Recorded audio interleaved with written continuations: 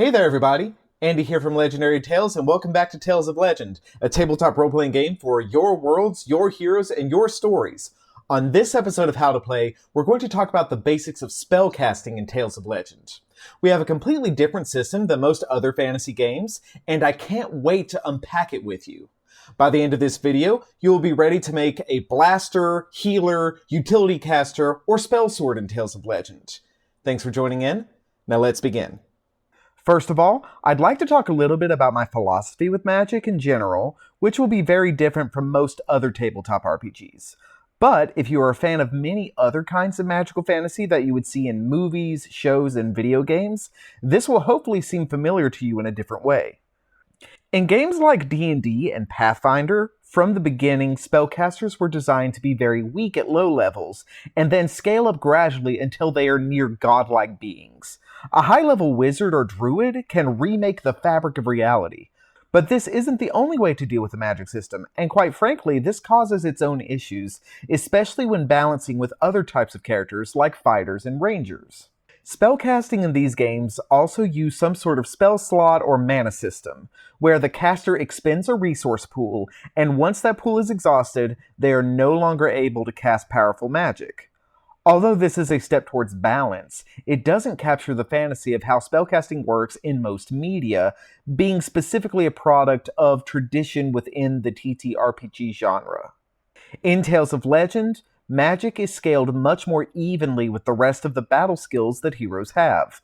Spellcasters are not weak and limited to 1 or 2 spells per day at level 1, nor are they godlike beings at level 15. In most media, magic has some sort of limit, and that limit allows the magic to make sense in the world that the characters inhabit. Good examples of this are Lord of the Rings, and the universe of Avatar: The Last Airbender and The Legend of Korra. Yes, magic is powerful in these worlds, but there is a sense of scale and balance that isn't limitless. Even Gandalf the White and the Avatar have limitations, making martial prowess just as important in these worlds.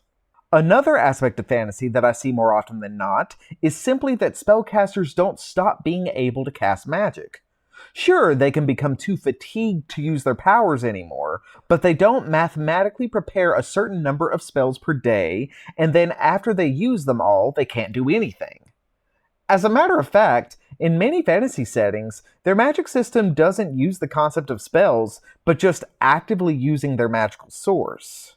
So, in Tales of Legend, we have a magic system that attempts to scale the magic to a reasonable level and allows spellcasters to use their magical powers freely and often.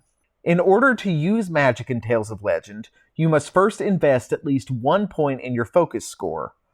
Although focus doesn't have to be about magic, as it can be used to increase mental defenses, it is primarily for those who want to engage with the magic system. Focus can mean whatever you and your Legend Master want it to mean, but it is the skill or ability to attune with your magical source in order to use esoteric abilities. In order to cast spells, you must take the Magic Source Focus aspect bonus. When you do, you must first describe your magic source. This can certainly be from mage schooling, divine contact, or magical bloodlines, as is tradition with many role-playing games. But there are many ways magic can manifest in fantasy. Maybe you have a magic item that gives you the power. Maybe you are bestowed with a magical mark. Maybe you have learned an ancient martial art. This is where your imagination can run wild. After determining your magical source, you gain up to 2 spell options. In the core rules, there are 10 spell options total, but in the free rules, we have what would arguably be the 2 most common: Magic Attack and Restore. We will go over both of these options in detail. By the way, in your world, if it doesn't make sense for your hero to know both offensive magic and healing magic, just adjust the bonus that you only get access to 1 spell option. Now, in order for a hero to use their magical source, they must tap into it. This is called your magical tap. It is a free action that allows you to cast spells. When you tap into your magical source, you are freely able to cast your spells for up to 1 minute or 10 rounds of combat. That's right, for that entire minute, you can sling fireballs or spam healing spells with reckless abandon.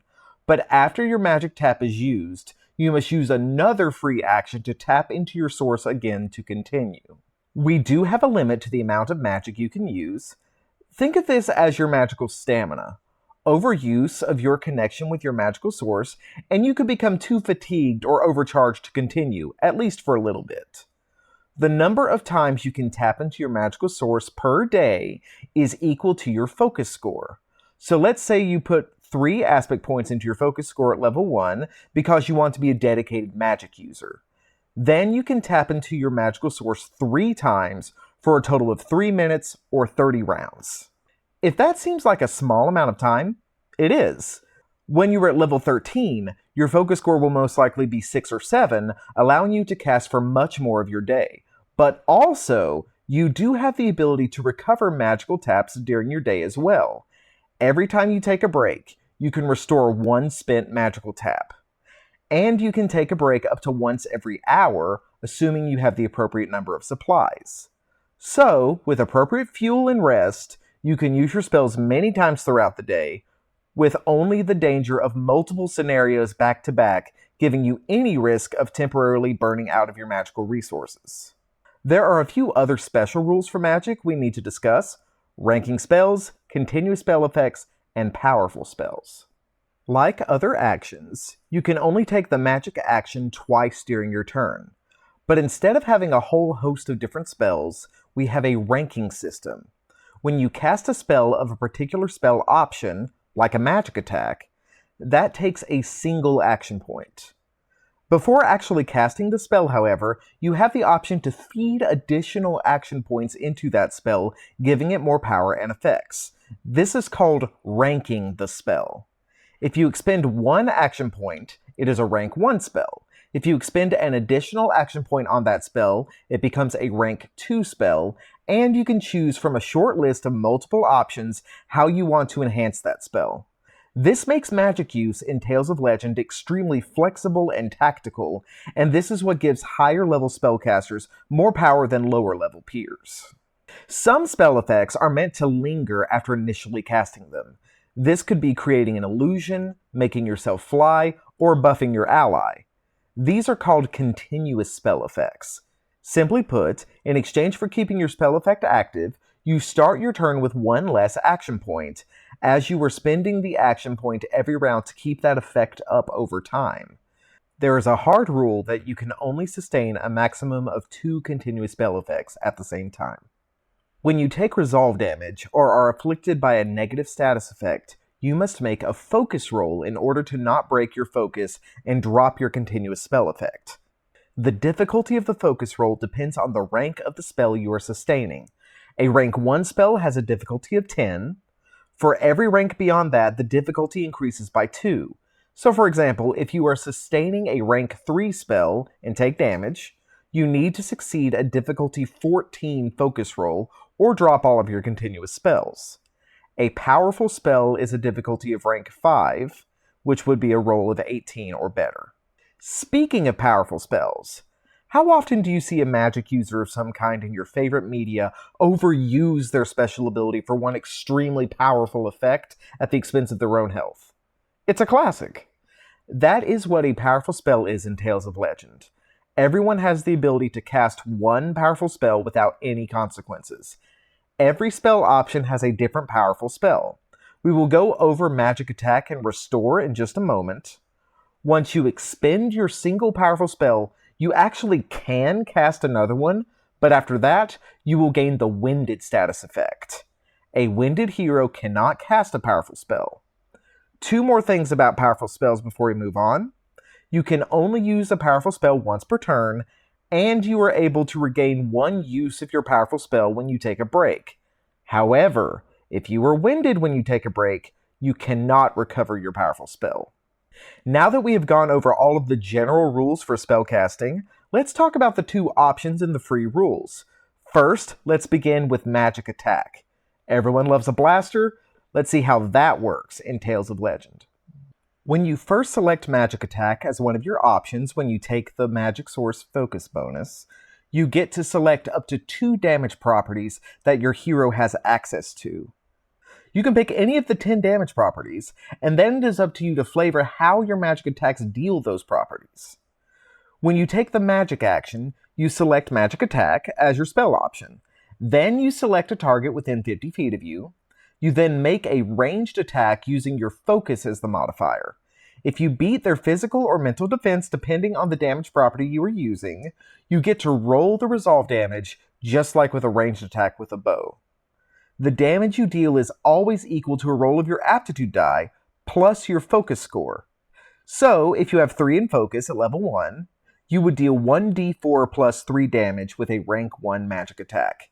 And at maximum level, with maximum focus, you would deal 2d6 plus 7 resolve damage with a rank 1 magic attack. Here you see all the different ways you can rank your magic attack. Although you only have 2 action points at level 1, soon you will have 3 or more action points per turn, allowing you to scale your magic attacks, making them even more powerful. Keep in mind that you can only take the magic action twice per turn, and if you use magic attack, it also counts as if you took the attack action. Before we move on to the restore spell option, let's take a look at the powerful spell option for magic attack, Destroy. When you use Destroy, you get to add spell ranks to your magic attack without expending additional action points. The number of ranks you get to add is equal to half of your focus score rounded down. So, at level 1, you could cast a rank 2 spell with only 1 action point, or a rank 3 spell by expending both action points as well as using Destroy. And at your maximum level, with a maximum focus, you can have as high as a rank 9 magic attack. That's a lot of destructive power. And now we get to the other spell option available in the free rules, Restore. Gotta be able to heal, right? But healing is a bit different in Tales of Legend than other RPGs. Because of how often status effects can be used, the base Restore spell doesn't actually heal Resolve, but removes 1 status effect instead. And yes, technically you could be cleansing 2 status effects every single turn for up to a minute this way. But what if I want to actually restore lost Resolve to myself or an ally? You must then rank the spell at least once. The Resolve healing effect is on top of the cleansing effect of the first rank, but your target doesn't need to have a status effect in order to use it. You just need to be able to expend 2 action points to turn Restore into a healing spell. The healing then is very similar to Magic Attack. If you take the Resolve Restore option at rank 2, you will heal the target a number of Resolve equal to the roll of your aptitude die plus your focus score. And although this can be effective in combat for waking up an ally with 0 Resolve, it is even more powerful outside of combat when you can heal for 10 interrupted turns using a single tap. And finally, we should look at the powerful spell version of Restore, Revive. This is the only magical resurrection in Tales of Legend, and only one of 2 techniques that exist to revive a creature from the dead. Which means that if a creature is dead for more than a minute, they are gone forever. By expending your powerful spell, the creature instantly comes back to life with 1 Resolve and has the Wounded status effect. However, beware when you revive your ally, because if they die again before they take a sleep, they cannot be revived again. And that completes our look at the basics of the magic system in Tales of Legend. I really hope this video has made you curious to try out these more unique mechanics.